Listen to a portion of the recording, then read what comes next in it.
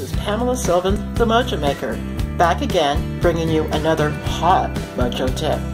Today, it's all about comfort zones. Yes, I know. You heard enough about comfort zones and what you should be doing about that. But you know what? You can never, ever talk enough about this, because you know what?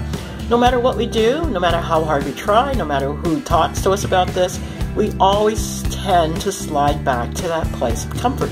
It's human nature. We can't help it. But you know what? No need to fuss and fight, because I have a take on this that might be beneficial to you. Stop trying to jump out of the comfort zone and escape it. Don't escape.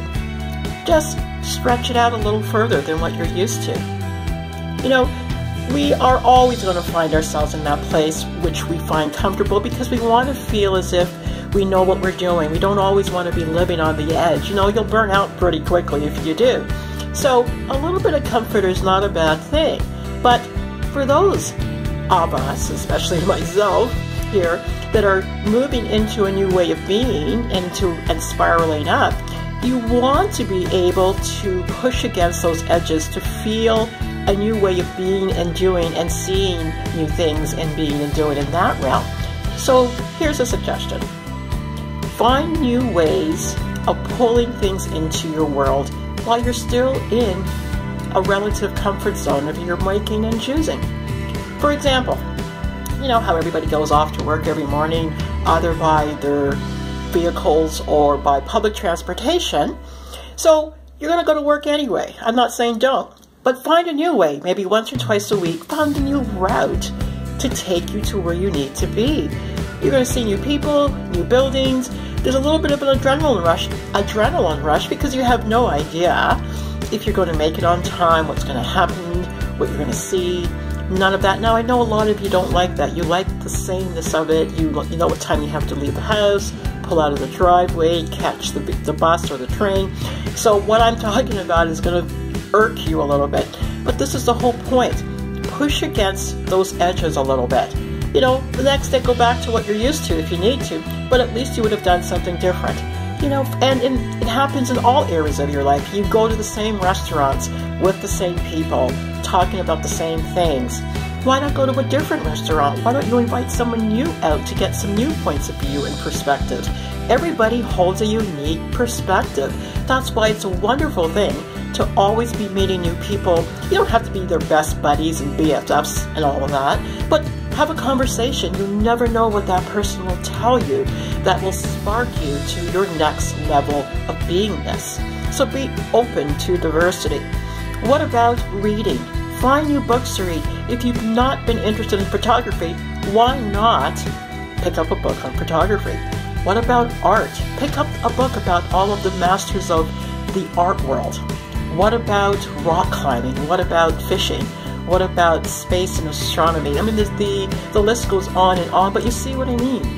Dig in and dive into something different. It pulls your thinking and it pulls you out of where you might find yourself stuck. A lot of you come to me talking about being stuck. Being stuck simply means that your mind needs a little bit of a push.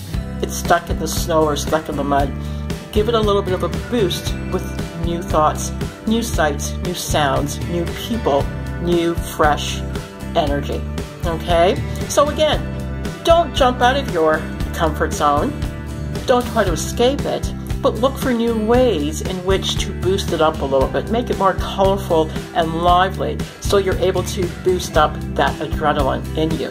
You know, we talk so much about security and wanting security, and you know, our whole drive is to be secure. But what is that? That's just another way of talking about being in prison.